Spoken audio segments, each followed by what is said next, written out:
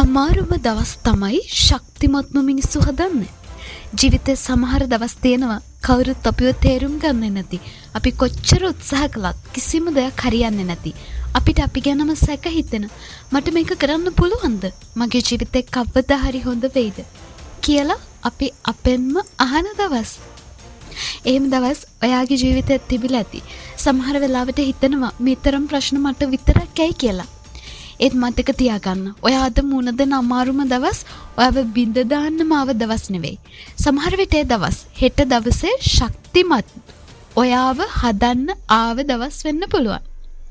ශක්තිමත් මිනිස්සු උපතින්ම ශක්තිමත් වෙන්නේ නැහැ. ඔවුන් ශක්තිමත් කරන්නේ ඔවුන් කඳුළු සංගවාගෙන ගත කරපු දවස්.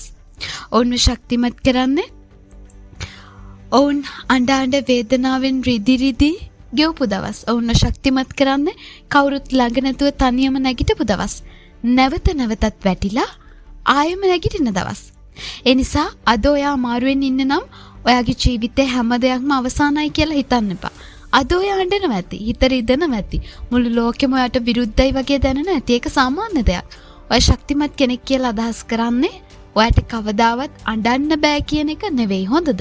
ශක්තිමත්කම කියන්නේ කඳුළු තිබුණත් හිත රිදුනත් බය හිතුනත් අතහරින්න හිතන දවසක පවා තව එක පියවරක් ඉස්සරහට තියෙන එක. මතකද ඔයා කලින් ගත කරපු අමාරු දවස්? එදත් ඔයා හිතන්නේ නැති මට මේක දරා ගන්න බෑ නේද කියලා. ඒත් බලන්න ඔයා අදත් මෙතන ඉන්නවා. එදා හිතපු තරම් ඔයා දුර්වල නැහැ. ඔයා දැනගෙන හිටියට වඩා ඔයා ශක්තිමත්. ජීවිතේ හැම වෙලාවෙම අපිට පහසු මාර්ග දෙන්නේ නැහැ. සමහර වෙලාවට අපිට නැති වෙන්න දේවල් වෙනවා. අපි විශ්වාස කරපු අය අපිව අතහැරලා යනවා. අපි බලාපොරොත්තු වුණ දේවල් අපිට නොලැබෙනවා.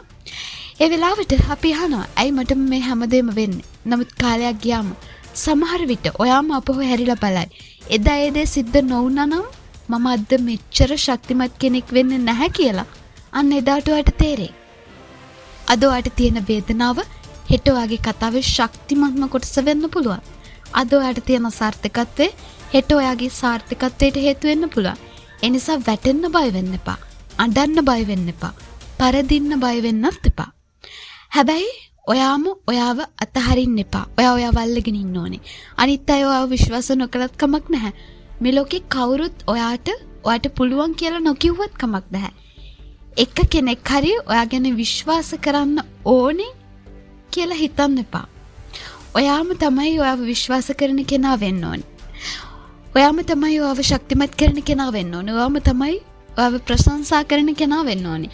අද දවස අමාරුයි නම් අද දවස ජය ගන්න. හෙට ගැන අදම බය වෙන්න එපා.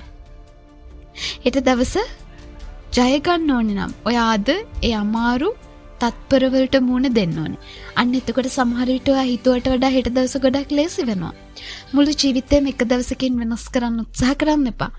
අද තව එක පියවරක් තියන්න. අද අතහැරලා දාන්න එපා. අද වැටුණත් ආයෙම නැගිටින්න. මොකද අමාරුම දවස් තමයි ශක්තිමත්ම මිනිස්සු හදන්නේ. ඔය අද ගත කරන මේ අඳුරු කාලේ හැමදාටම තියෙන්නේ නැහැ. කුණාටුවක් වුණත් හැමදාම තියෙන්නේ නැහනේ. නියගයක් හැමදාම තියෙන්නේ නැහනේ. අඳුරුම රාත්‍රියකට පස්සෙත් උදෑසනක් එනවනේ. ඒ වගේම ඔයාගේ ජීවිතේ මේ අමාරු කාලයත් කවදා හරි ඉවර වෙනවා. එදාට ආපහු හැරිලා බලනවා. අද කඳුළු වැටුණු දවස් දිහා, අද හිත රිදුණු දවස් දිහා, අද අතහැරලා දාන්න හිතුණු දවස් දිහා. ඒ වෙලාවේ ඔයාට ඔයා ගැනම ආඩම්බර හිතේ. අද මේ රිදවෙන අමාරු දවස් හෙට ලෝකයට මුණ දෙන්න පුළුවන් ශක්තිමත්ම ඔයාව හදමින් ඉන්නවා.